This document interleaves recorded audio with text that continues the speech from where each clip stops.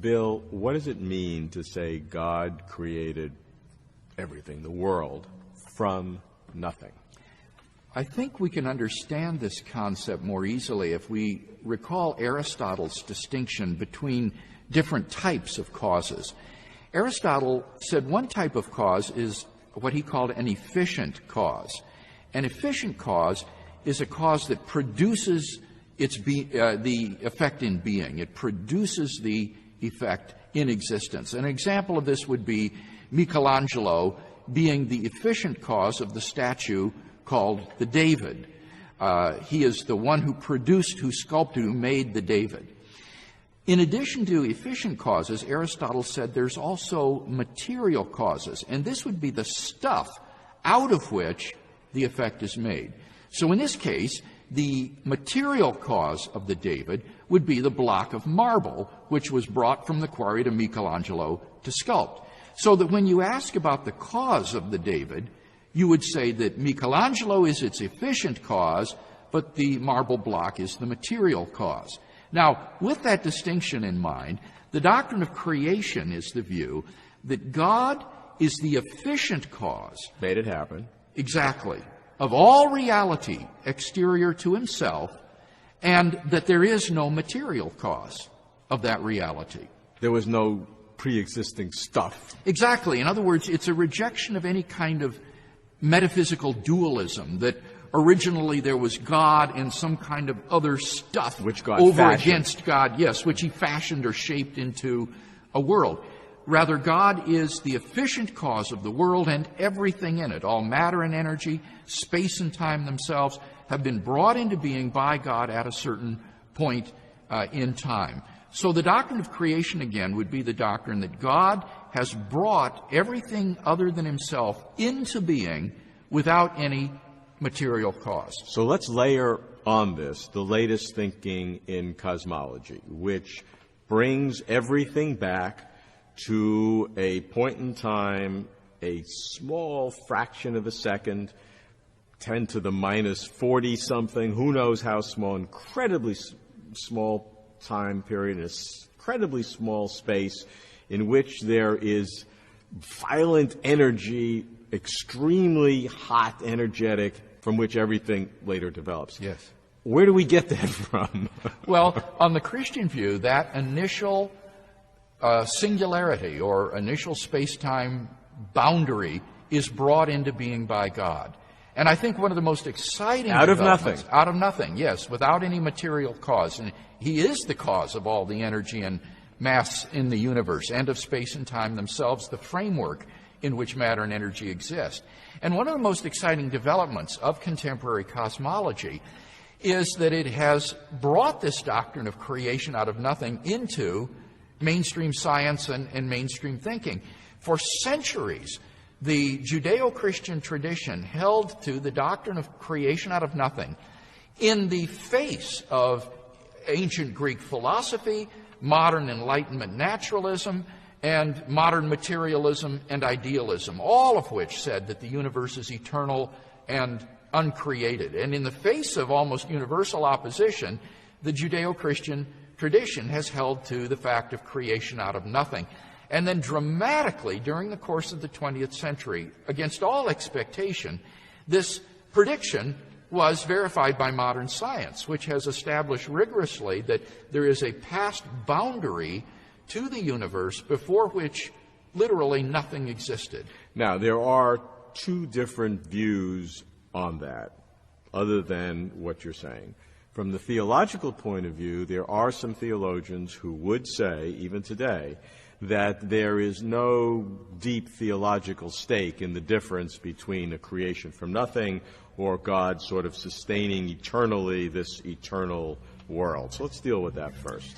You're entirely correct about that, and I think that this represents, to be quite frank, a retreat on the part of certain theologians in the face of this sort of opposition from naturalism, materialism, and idealism that I spoke of a moment ago.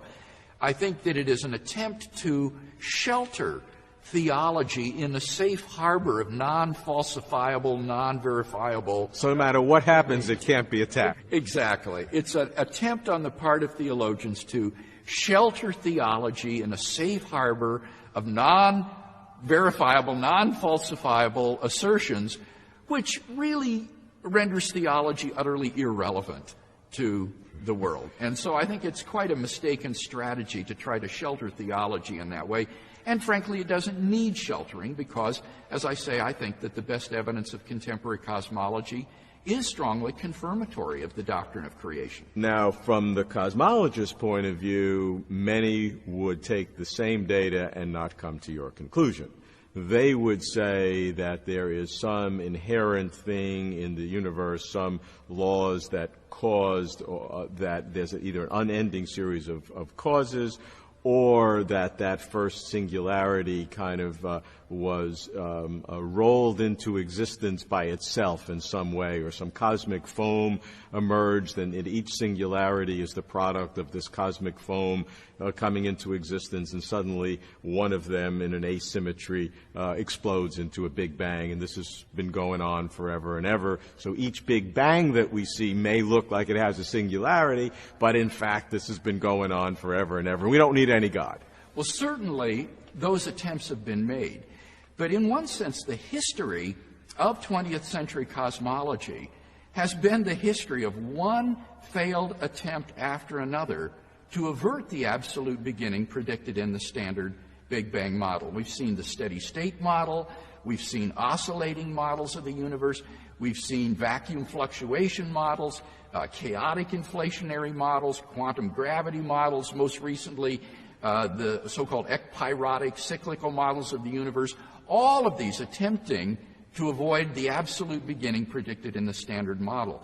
And one after another, these theories have either been falsified by the data or shown to be mathematically inconsistent, or else they have been shown to imply the very beginning of the universe that they sought to avoid. So I think that the prevailing view among contemporary cosmologists is that the universe cannot be eternal in the past, but that there is a past space-time boundary that represents the absolute beginning of the cosmos. I think that some of those arguments would say, though, that you can't determine that this recent experience of a Big Bang is once you go beyond that, either a membrane, different dimensions, or some of these different theories could have oscillations before the Big Bang that we'd never have access to, and maybe that's non-falsifiable, but I don't think those are eliminated. Well, you're alluding, I think, there to Paul Steinhardt and Neil Turok's so-called brain cosmology, which is an attempt to exploit string theory to develop an eternally oscillating universe in higher dimensions. And they tried to extend this infinitely into the past. But what was discovered in 2003, in the fall of that year, by three cosmologists, Alexander Vilenkin, Arvind Borde, and Alan Guth, the father of inflationary cosmology, through their theorem, they were able to demonstrate that even these models cannot be extended infinitely into the past, but that there has to be a past boundary at some point that represents the beginning of the universe. So even these brain cosmologies and higher dimensional cosmologies, which are really very metaphysical in character, have been shown to be non-infinitely extendable into the past. That is to say that they must have a past boundary. So while the case is by no means open and shut, I mean, the very nature of science is that its results are always provisional. They're always tentative. I think we can say with great confidence that the person who believes in the creation of the universe out of nothing stands solidly within mainstream science today. Minimally, we can say that. And that's quite different from the previous 2,000 years of speculation about the origin of the universe.